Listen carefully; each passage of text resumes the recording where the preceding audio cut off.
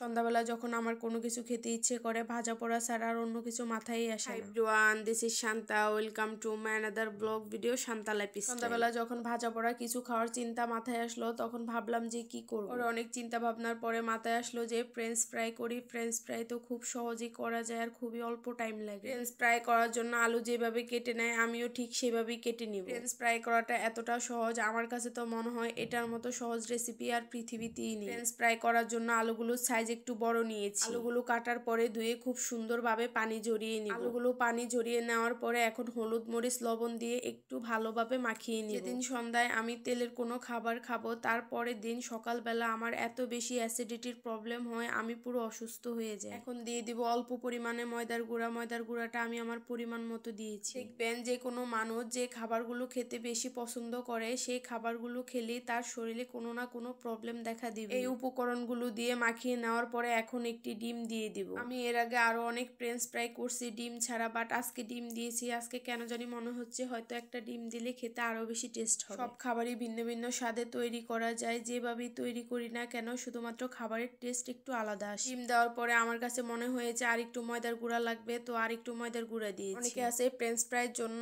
আলু আরো অনেক বেশি মোটা করে কাটে, বাট আমার কাছে মনে হয় ফ্রেঞ্চ ফ্রাইয়ের জন্য আলু এইভাবে কাটলেই খুব সুন্দর দেখা যায়। আলুগুলো মাখিয়ে নেওয়ার পর এখন ভেজে নিব। কড়াইটা দেখতে অনেক খারাপ তাই না, কিন্তু যারাই নাকি কালো কড়াইতে ভিডিও করে তাদের ভিডিও ফর ইউতে চলে। তাই আজকে আমি একটু ট্রাই করলাম কালো কড়াইতে ভিডিও করার জন্য, যাতে আমার ভিডিওটাও ফর ইউতে চলে। ফ্রাইগুলো ব্রাউন কালার করে ভেজে নিয়েছি। আমার কাছে মনে হয়েছে এর চেয়ে বেশি ভাজলে মনে হয় পুড়ে যাবে। ভাজার পর পরে আমি একদম গরম গরম নিয়েছি খাওয়ার জন্য। আসলে এইসব খাবার একটু গরম গরম না খেলে একদমই মজা লাগে না। ফ্রেঞ্চ ফ্রাইগুলো খেতে অনেক বেশি মজা হয়েছে। গরম গরম খেতে যতটা বেশি মজা সেই মজাটা আপনি ঠান্ডা হলে কখনোই পাবেন না। আমার কাছে তো গরম গরম খেতে অনেক বেশি ভালো লাগে।